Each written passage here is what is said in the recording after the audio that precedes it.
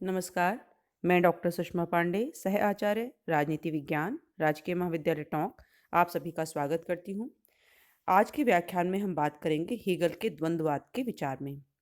पाश्चात्य चिंतक हीगल का द्वंद्ववाद का जो विचार है, उसका जो मूल आधार है, वह मूल रूप से उसके सबसे महत्वपूर्ण विचारों में से एक माना जाता है और यह विश्व की सही व्याख्या करने का सबसे उपकरण माना था। हीगल ने अपने द्वंद्ववाद की सहायता से दार्शनिक चिंतन को एक नया रूप प्रदान किया।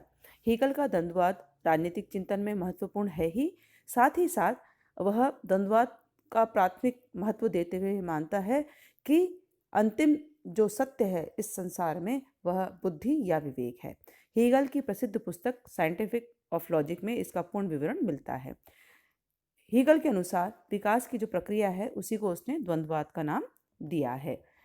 हीगल अपने विकास की प्रक्रिया को द्वंद्ववाद का नाम देने के साथ साथ यह भी स्पष्ट करता है कि वाद विवाद या तर्क वितर्क करना क्या होता है।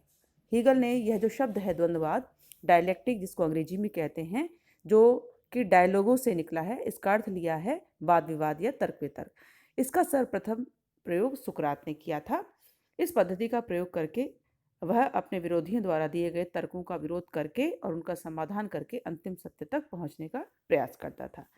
उस समय सत्य की खोज वाद विवाद द्वारा ही की जाती थी और भारतीय दर्शन, यूनानी दर्शन में भी इस विधि का प्रयोग किया जाता है। तो इस प्रकार हीगल तक यह जो पद्धति है वो यूनानी विचारकों प्लेटो और अरस्तु के दर्शन के माध्यम से पहुंची है और इसलिए हीगल अपने द्वंद्ववादी विचारों के लिए प्लेटो का एक आभारी है, बहुत बड़ा ऋणी है और इसीलिए उसने यूनानी दर्शन की त्रिमुखी प्रक्रिया को अपने दर्शन में प्रयोग किया है। अब हम बात करेंगे कि हीगल के जो द्वंद्वात्मक भौतिकवाद या दूसरे शब्दों में उसको आदर्शवाद का नाम कहें तो उसका वास्तविक स्वरूप क्या है। यहाँ मैं आपको स्पष्ट कर दूं कि हीगल मानता था कि विश्व की सभी जितनी भी समस्याएं हैं उसके समाधान में ये द्वंद्वात्मक जो प्रक्रिया है, यह सिद्धांत है, ये हमारा मार्गदर्शन करता है।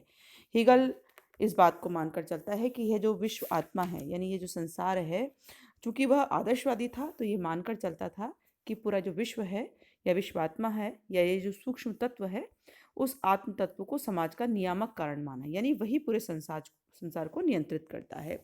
हीगल का मानना था कि इतिहास विश्वात्मा की क्रमिक अभिव्यक्ति है, यानी शनय शनय इस विश्वात्मा का ही जो स्वरूप है हमें देखने को मिलता है और वह भी एक दैवी प्रयोजन के द्वारा, जो कि पूरे विश्व में व्याप्त है।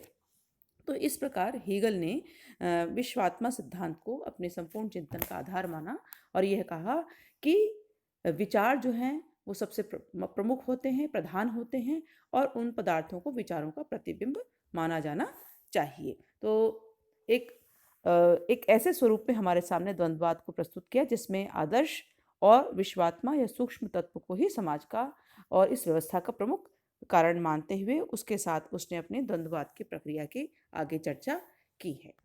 अब हम बात करेंगे कि हीगल के अनुसार द्वंद्वात्मक प्रक्रिया क्या होती है। जैसे मैंने अभी आपको पहले भी स्पष्ट किया कि अपनी द्वंद्वात्मक पद्धति को हीगल ने पश्चिमी विचारकों, विशेष रूप से प्लेटो के द्वारा ग्रहण कर किया है और उसने माना है कि राजनीति जो है वो उसकी प्रक्रिया है वो भी द्वंद्ववाद के अनुसार चलती है। यूनानी विचारकों के अनुसार जिस तरह से राजतंत्र अपने प्रतिवाद के रूप में निरंकुश तंत्र में बदल जाता था और निरंकुश तंत्र में अपने चरम सीमा पर पहुंच जाता है और बाद में प्रतिवाद का नाश होकर लोकतंत्र की स्थापना होती है, उसी तरह से हीगल ने माना है कि ये जो विश्व है, ये जो संसार है, यह द्वंद्ववाद की प्रक्रिया से चलता है।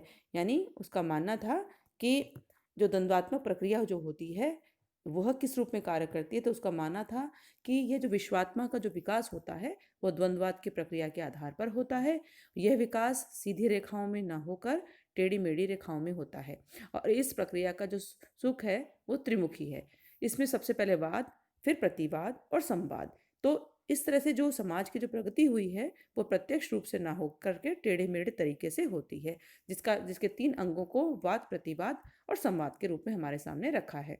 जो इसमें वाद, फिर प्रतिवाद और अंत में संवाद क्यों आता है? क्योंकि प्रथम व दूसरे से श्रेष्ठ होता है, इन तीनों में परस्पर स्थानांतरण होता है और बाद में वास्तविकता का प्रकटीकरण होता है या सच्चाई सामने आती है, यानी कि प्रतिवाद में उसका विपरीत रूप होता है। संवाद में इन दोनों का संश्लेषण होता है और कालांतर में संवाद जो है वो वाद बन जाता है और अपने प्रतिवाद को जन्म देता है। इन दोनों का विरोध या दोष संवाद में खत्म हो जाते हैं और प्रक्रिया में परिवारवाद होता है। इस प्रकार हीगल ने द्वंद्वात्मक प्रक्रिया को समझाने का प्रयास किया है और ये साथ ही साथ यह भी स्पष्ट किया है कि इसमें समाज को प्रतिवाद के रूप में बदलने के बीज निहित होते हैं। जहाँ परिवार की विशेषता प्रेम होती है, वहीं समाज की विशेषता सार्वभौमिक प्रतिस्पर्धा होती है। तो मनुष्य की आवश्यकताओं को पूरा करने में परिवार जब असफल हो जाता है, तभी समाज का जन्म होता है।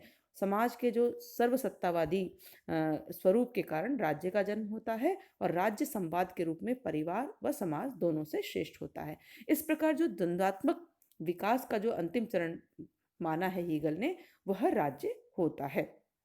द्वंद्वात्मक विकास के प्रक्रिया के अनुसार हीगल ने विश्वात्मा के 3 चरणों में उसको विभाजित किया है और वह पहली स्थिति पूर्वी देशों की यूनान, दूसरी यूनान द्वारा और रोमन राज्यों की और तीसरी जर्मन राज्य के उत्थान की मानता है। हीगल यहाँ घोषणा यह करता है कि जर्मनी जो है वो एक ऐसा देश था जो कि समूचे यूरोप महाद्वीप का प्रतिनिधित्व करता था तत्कालीन समय में, ऐसा उसका मानना था। हीगल का कहना था कि संसार का विकास चूंकि पूर्व निर्धारित है और इस विकास के मार्ग को निर्धारित करने वाली जो शक्ति होती है वो बुद्धि होती है। संसार की कोई भी वस्तु बुद्धि से परे नहीं होती है और इस विकास का अंतिम लक्ष्य जो होता है वह पूर्ण रूप से आत्मा द्वारा आत्मचेतना की प्राप्ति होता है और अपने अंतिम लक्ष्य को प्राप्त करने के लिए जो आत्मा है वो अनेक रूप धारण करती है। जब मनुष्य आत्मचेतना की प्राप्ति कर लेता है तो विकास की इसकी प्रक्रिया का अंत होता है। विश्वात्मा ने जितने भी रूप ग्रहण किए हैं वह धीरे धीरे वास्तव में विश्व के सामने आते हैं। तो इस प्रकार जो बात की है हीगल ने, वह यह माना है कि यह निरंतर चलने वाली जो प्रक्रिया है यह सदैव विकास के उच्चतर स्तर की ओर बढ़ने वाली होती है और इस प्रकार हीगल ने द्वंद्ववाद के राजनीतिक सिद्धांत को एक सार्वभौमिक रूप प्रदान किया है और यह भी माना है कि ये जो प्रक्रिया होती है द्वंद्ववाद की, वो जीवन के सभी क्षेत्रों में चलती है। हीगल के अनुसार वाद किसी वस्तु का होना या अस्तित्व का होना होता है तो प्रतिवाद नहीं है, यानी नॉन बीइंग को सिद्ध करता है। इस तरह से वाद में ही प्रतिवाद के बीज शामिल होते हैं, निहित होते हैं। जब होना या अस्तित्व तथा न होना यानी नॉन बीइंग परस्पर मिलते हैं तो संवाद का जन्म होता है। इस तरह की प्रणाली संसार के सभी क्षेत्रों में मिलती है। इसी इसी प्रणाली पर संसार का निरंतर विकास हो रहा है। तो इस तरह से हीगल ने अपने द्वंद्वात्मक प्रक्रिया के सिद्धांत को हम समझाने का प्रयास किया है और यह बताने का प्रयास किया है कि संसार की जो जो विकास की प्रक्रिया है वो इस द्वंद्वात नामक प्रक्रिया के माध्यम से ही संचालित होती है। और इस प्रकार हीगल ने अपने दर्शन में शासन तंत्र के स्वरूप को माना। उनके अनुसार पहले राजतंत्र आता है, कुलीन तंत्र और बाद में लोकतंत्र आता है। तो इन व्यवस्थाओं के परिवर्तन में भी वह कहीं ना कहीं द्वंद्वात्मक प्रक्रिया को शामिल करता है और यह प्रक्रिया अनवरत रूप में चलती रहती है। इस प्रकार हीगल के द्वंद्वात्मक प्रक्रिया और द्वंद्वाद को हीगल ने अपने अपने अनुसार समझाने का प्रयास किया है। आगे चलकर हीगल के शिष्य मार्क्स ने इस प्रक्रिया को एक नए रूप में प्रस्तुत किया है। आज का यह व्याख्यान यहीं समाप्त होता है। अगले व्याख्यान में हम एक नए विचार के साथ आपके साथ पुनः बातचीत करेंगे। तब तक आप सभी का बहुत बहुत धन्यवाद।